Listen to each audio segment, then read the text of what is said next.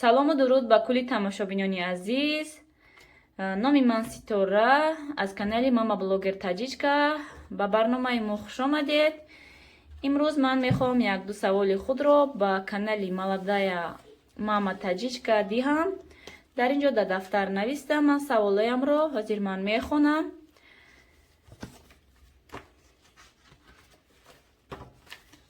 якум саволи ман: кушодани саҳифаи интернетӣ YouTube аз куҷо ба сари шумо омад? оё касе кӯмак кард ба шумо? дуюм саволи ман: дар комментарияи баъд чӣ ҷавоб медиҳед? ин ду саволи ман буд ба канали Маладая Мама Таҷичка. ҷавобашро интизор мешавем. дӯстони азиз, боқӣ сарбаланд бошед, хонаобод бошед. раҳмат ки бо мо будед. то барномаҳои оянда. аввало саломи худро ба ҳамаи шумо мерасонам. дӯстони азиз, ҳама каса хуш омадед ба барномаи имрӯзаи мо. мо якчанд блогерзанҳо ба хулосае омадем ки аз имрӯз аз ҳамин навор иборатан кам анамихали наворҳое ки ягон мавзӯъҳо интихоб кунема, анамихали навор кунема, саволу ҷавоб ягон мавзӯи интихоб карда баҳри шумо пешкаш бинамоем. шурӯъ мекунем ба саволҳои Ситора Мама Блогер Таҷичка. кушодани саҳифаи YouTube ба сари ман тобистони гузашта омада буд. ҳангоме ки ман хонаҷияна меҳмонӣ рафта будам, ӯ ба ман каналҳои занҳои худамонро нишон дод ва ман шавқ пайдо кардам. азбаски корам беҳад бисёр буд, дар деҳа натавонистам саҳифаи худро кушодан. ҳангоме ки штукорамро ҷамъоварӣ кардан, 23 ноябри 2020 сол саҳифаи худро кушодам. ба ман ҳеҷ кас кӯмак кардагӣ нест. кӯшиш кардам, рекламаҳо харидам. ин барои пешравии каналам барои ман фоидаовар буд, бобарор буд. бо фикр мекунам аз ҳамин наворҳое ки мекунем мо, аз ҳамин ҳам иборат ҳаст. раҳмат ба ҳамаи шумо ки дастгирӣ кардена. видеоҳои мо ба шумо писанд омад. то ҳамимрӯз аз ҳар яки шумо миннат дорам. саволи дуюм, ба саволи дуюм гуфтаниам ки шахсоне ки дар комментария суханои бад менависанд, ки дили одамро хело зиқ мекунад, бигем одам хело роҳафтода мешавад. ин гуна шахсонро шахсан ман ба худо месупорам ва ба дигар блогерзанҳо тавсия медиҳам. бо ин гуна шахсҳо баҳс кардан бефоида аст, барое ки он инсоне ки ин суханои бадро менависад, ӯ фикру ақидаашро мақсад худаш мекунад. мо ба хеле одамҳо ҳечи гуфтанӣ надорум, ягон суханам надорум. ассалому алайкум ва раҳматуллоҳи ва баракатуҳ. тамошобинон, ман Сурайё ҳастам аз канали Мама Лайф. мо як қатор блогерзанҳои тоҷик иқдом гирифтем ки байни ҳамдигар саволу ҷавоб кунем.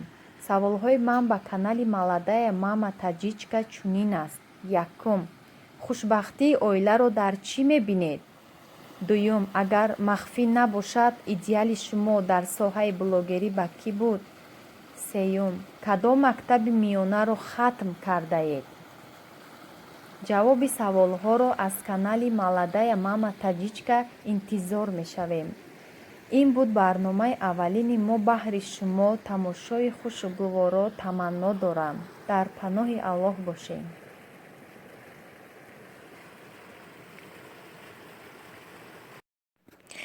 инак дӯстони азиз, шурӯъ мекунем ба саволҳои апай Сурайё, канали Мама Лайф.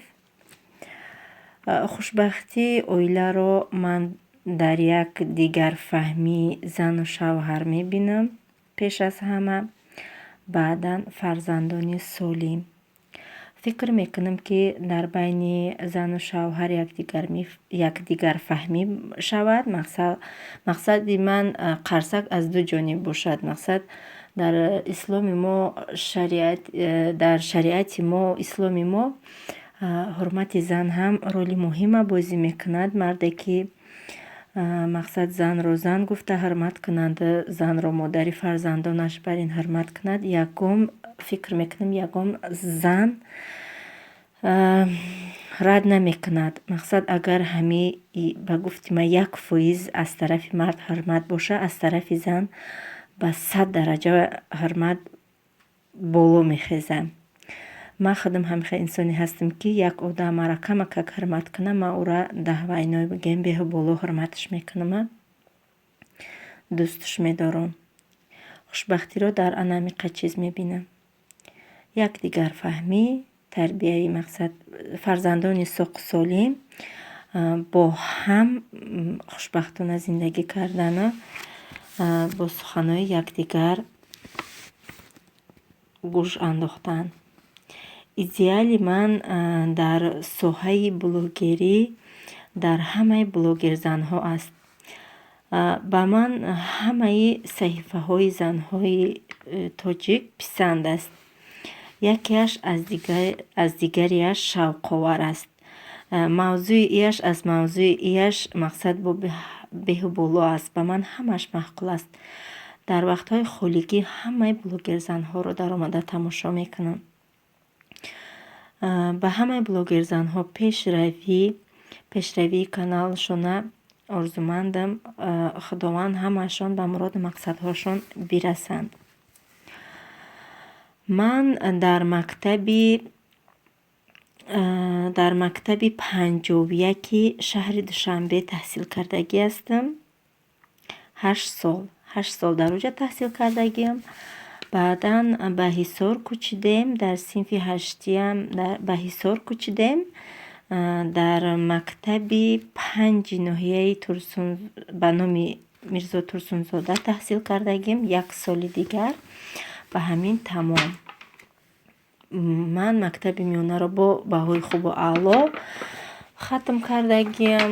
бигем ягом хеле беаҳамиятӣ надоштам. беҳад бениҳоят аз таҳти дил дӯст медоштам мактаба.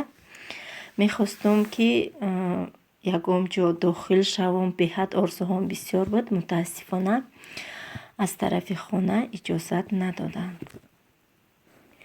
фикр мекунам ки хондан ҳеҷ вақт дур намешавад, дер намешавад. дар оянда фикрҳом бениҳоят бисёранд. иншоаллоҳи ҷаббор мехонам, соҳиби ягон маълумоти олирам мешам. илми дунявӣ, илми исломӣ, ҳамааш чӣ илме ки набошад дар шариат фарз аст.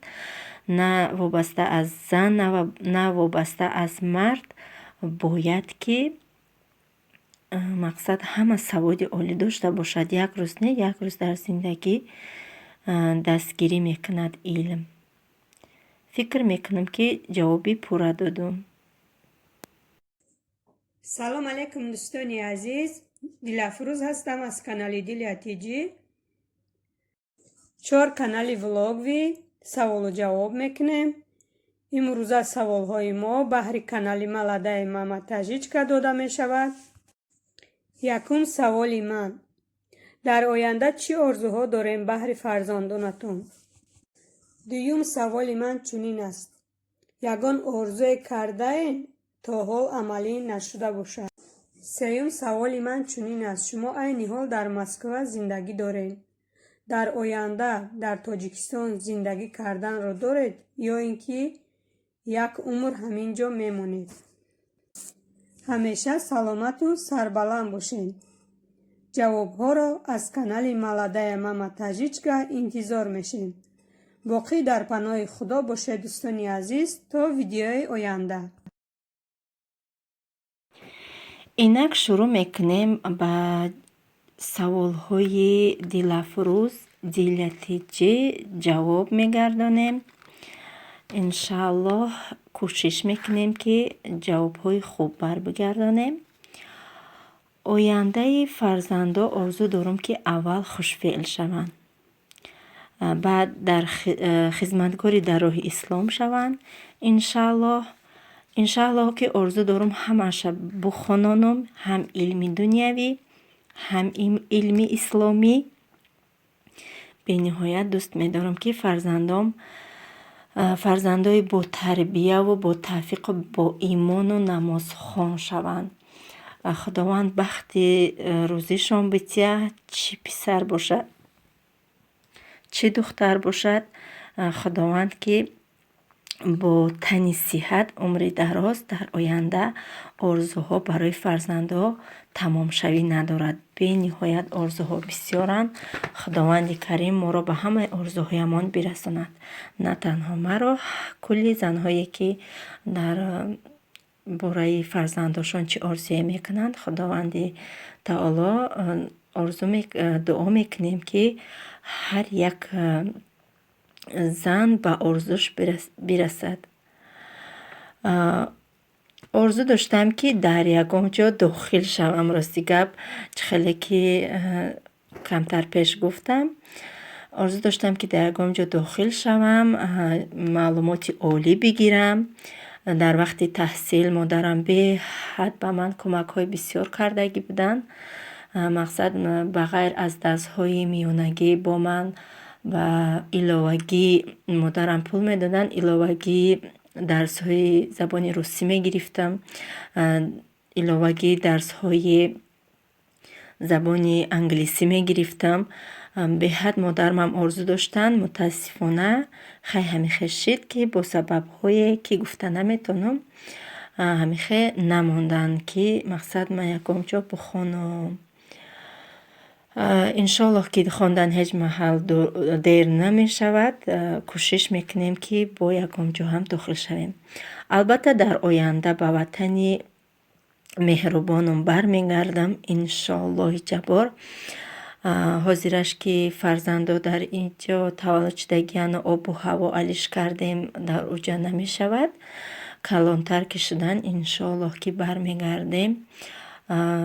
Вақтҳои пириёҳоямонро дар ҳамун ҷо тасаввур мекунам, дар ин ҷо не. Фақат мехоҳам, ки дар ватани азизи худамон зиндагӣ кунам оянда. Хонаҳои заминакӣ, албатта дар деҳа, чӣ хеле ки ҳози анамихе зиндагӣ доранд, анамихали зиндагиҳои деҳот бениҳоят ман дӯст медорам. Кори деҳа ҳаматарафа. Иншааллоҳ худованд ба орзуҳомон бирасонаву морам ягон рӯз ба ватан баргардем. Фикр мекунам, ки ҷавобҳои хуб баргардондум ва пурра ба шумо фаҳмондум. Бо ягон саволҳо бошад, дар комментария менависена. Ҳатман мо кӯшиш мекунам, вақт меёбам, ки ба ҳар як комментарияи шумо бо меҳру муҳаббат ҷавоб бидиҳам. Бениҳоят шод ҳастам барои комментариҳои хубтон. Умедвор ҳастам, ки видеоҳои мо ба шумо писанд меояд ва дастгириро фаромӯш накунед, дӯстони азизам. То видеоҳои оянда сарбаланду хонобод бошед.